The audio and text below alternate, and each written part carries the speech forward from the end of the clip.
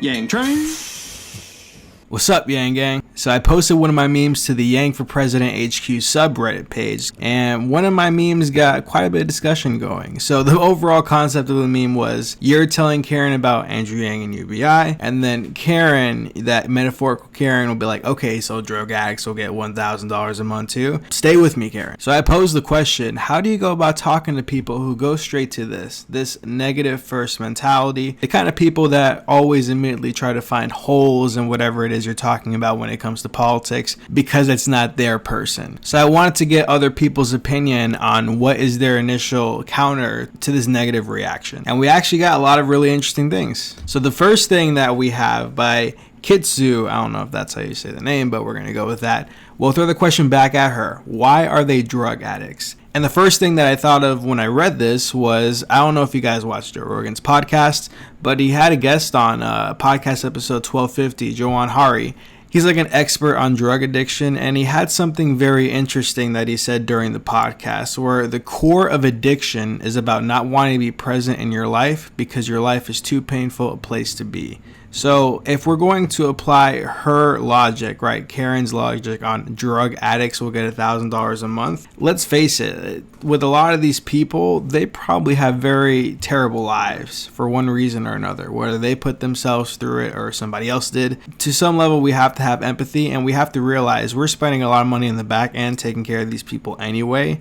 There's a lot of money that gets soaked up into the system, and it gets to the point where Yang has even mentioned the story when he spoke to the jail guard who said that we should pay people to stay out of jail because we waste so much money when they're in jail. And we waste a lot of money in these different systems too. So if you want to kind of go deep into that rabbit hole with Karen, assuming Karen's even the type of person that would really want to listen to this, you could absolutely do that. But again, this is the Karen that we're talking about. This is not a reasonable person. This is an unreasonable person. He, as in reference to Andrew Yang, is a complete loser whose only hope of winning is bribing votes with $1,000 a month, which would never work. Again, this is another type of response that's very negative in tune. It's not exactly one that inspires conversation. So there's only really so much you can do with these kind of people. But you can tell that this person doesn't really know anything about Yang. She's not really interested in hearing about Andrew Yang. So you're not really going to be able to say too much to her that would convince her otherwise. She's pretty stuck in her ways. The only thing that could do any real change is to see Andrew Yang continue to do well in these debates, to get to the point where you're starting to get used to hearing him speak, and when you do and you consider what he's saying and the way he's saying it compared to the other people out there, he stands out like a sore thumb, and he's one that's not very divisive in any way. I like this guy's answer. On a macro level, you just have to ask, what does it really think of your average fellow citizen? Is it the scarcity mindset programming you so strong that we automatically think the worst of our fellow citizens? On a micro level, I remind people that Yang actually has a plan for drug addiction in this country. Okay, yes. So what he wants to do is he wants to make it so instead of going to jail for a low-level drug crime, you go for treatment. And the way you would distinguish that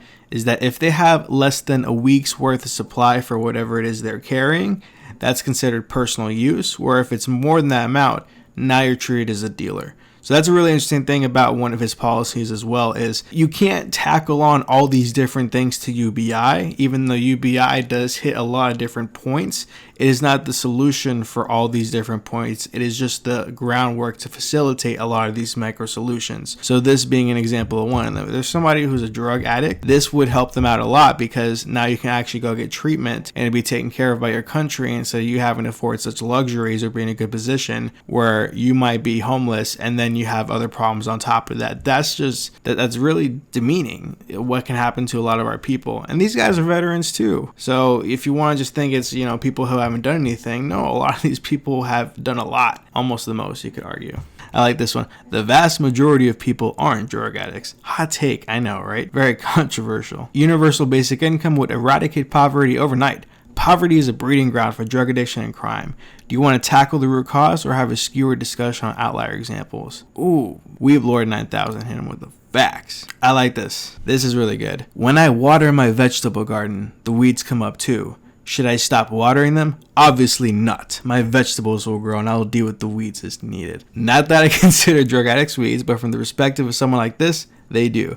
That's a beautiful response. I like that. Very symbolic. Although, again, we're talking about Karen. This is the kind of person that would like ask for a manager at McDonald's because she needs extra ketchup. See, this person's addressing some of the things I was talking about earlier. There are many addicts who would love help. They don't have the time or resources to focus on getting help. This $1,000 a month will go a long way in helping them get proper treatment and rehab. This person took the response of hitting them with a lot of Yang facts that we hear time and time again with a number of his different speeches. I usually hit him with something like this. Sure, but it's likely that a minority of people will blow it out on drugs. 78% of people are living paycheck to paycheck, and most Americans can't afford an unexpected $500 bill. We've heard this. You already know. He speaks about this all the time. So most people don't even have the luxury to blow it on drugs when their livelihood is at stake. But if they screw up, well, fine, because they'll receive another dividend next month and get another chance. The kind of game changer this would be, just think about this. Let's say this goes out and we all get it and it's like officially integrated in our system 2022. And you go to a grocery store and you know everybody knows about the Asian man who won because he like came out the back door and he had great policies and he seemed really genuine and he's way smarter than everybody else and he doesn't play into the rest of the BS that happens in politics, right? Everybody in that grocery store smiling ear to ear because they got this dividend. And on that morning, 12:01, cha-ching, the presidential check came in. We all got the notification. It was lit. I'm just saying, like, that would be a game changer. But Karen doesn't want to hear this.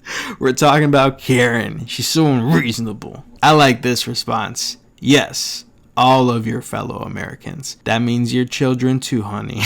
Oh, and this ties into what I was talking about earlier. How about that? All right, so Matt A.O., good on you. Drug addiction is an illness of despair. People who are addicted to drugs literally cannot bear their lives, and it's in the cheapest way to avoid doing so. When you give people money, I promise you they have more meaningful things in life than they have access to. If you other people don't say this, don't believe me, talk to them about Rat. Okay, and then he goes into the story about Rat Park. I'll give you the quick synopsis of it. Essentially, they did a test where you had a rat, it was in a cage, and it had access to 2 water bottles. One that was regular water, and the other water bottle that was laced with cocaine. And what happened was that the rats in these different tests would always go for the water that had the cocaine. They would always go for that, and then shortly after they would die. And they related this to the fact that, you know, drugs cause addiction and that kills you. But when we had somebody else do a different set of studies, because they noticed is like, wait, well, you put that rat in that cage and they have nothing to live for. They're stuck in that cage, that meaningless cage, and they're so deprived of anything that gives them life. Of course they're going to go for the drug-infused water. Of course they are. But what if you gave them a different outlook? The ideal park, the rat park is what it was. And they created this wonderful location where you had all these different bushes and ferns and berries and so many rats and cheese and wheels and balls. And then you still had those 2 big containers, right, of water. One that was regular, one that was drug-laced. And none of the rats drank the cocaine-laced water in this environment, this ideal environment that's meant to facilitate happiness, life, and meaning. He equated this to people. When people are in a bad situation